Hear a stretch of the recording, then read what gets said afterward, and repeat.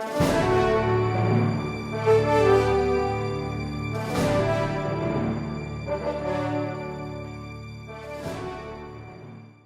right, ladies and gentlemen, right now I need you to make sure that the page we tore out of our workbooks yesterday is on your desk. It should have come out of your math folder. And I need you to be looking at the page that says 183. So we're on page 183. And the title here says Estimate Quotients.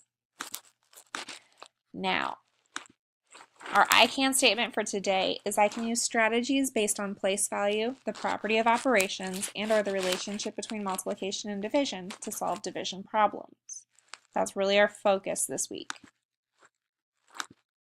Our essential question for this chapter says what strategies can be used to divide whole numbers. So we're going to look at a new strategy today. Yesterday, ladies and gentlemen, we looked at using multiples of 10 and dividing that way. So today we're going to start to use compatible numbers and use that same concept. In fact, above Math in My World in your book it says, to estimate a quotient, you can use compatible numbers or numbers that are easy to divide mentally. Look for numbers that are part of fact families. So, example 1 says, a dog's heart beats 365 times in 3 minutes. How many times does a dog's heart beat in 1 minute? Very first thing I need to do is underline my numbers. I have 365. I have 3, and I have 1. Then I need to circle my question. I'm just going to circle the about how many parts because I'm doing my computer screen, but you should be circling the whole question. Now there's a very important key word in here, and that key word is about. About tells me I don't need an exact answer to find this. So what I'm really doing here is I'm estimating 365 divided by 3. Now, the very first thing I need to do is change 365 to 360. And I know that that's not the same as rounding because 365 would round up, but here we're doing 360 because it's a compatible number with 3.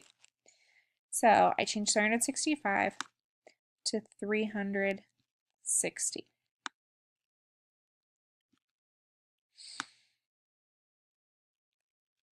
Then I'm going to divide mentally. So I really am going to think about this and say, all right, well, 36 divided by 3, I know that's 12. But it was actually 36 tens, or 360.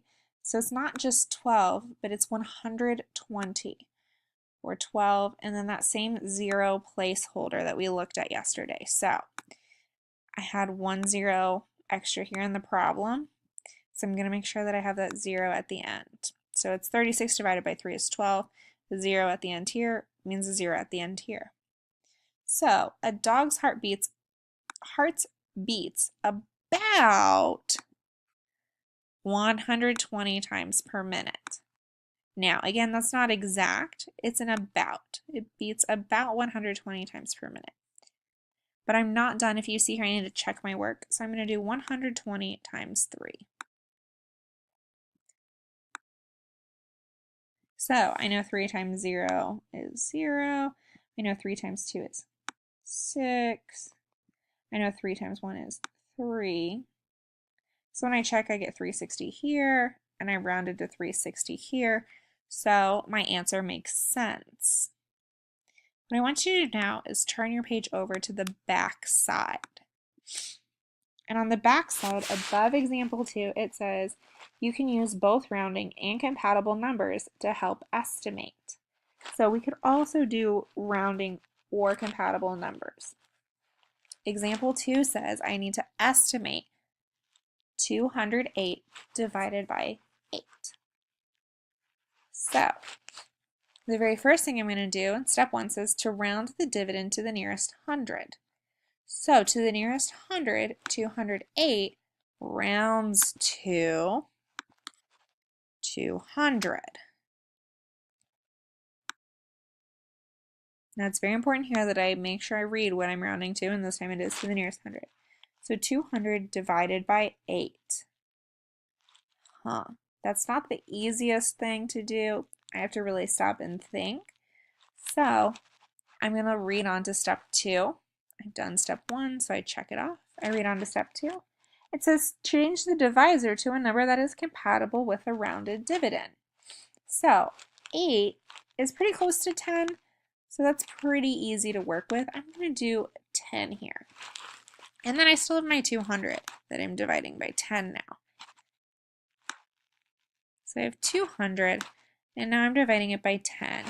And I should know that one. That's a lot easier. 200 divided by 10 is 20. So I have 200 divided by 10 equals 20. So I changed, and then I divided mentally. So 208 divided by 8 is about 20. It's not exactly, but it's about. Now, I'm going to pull up a calculator and we're going to see how close our work here is.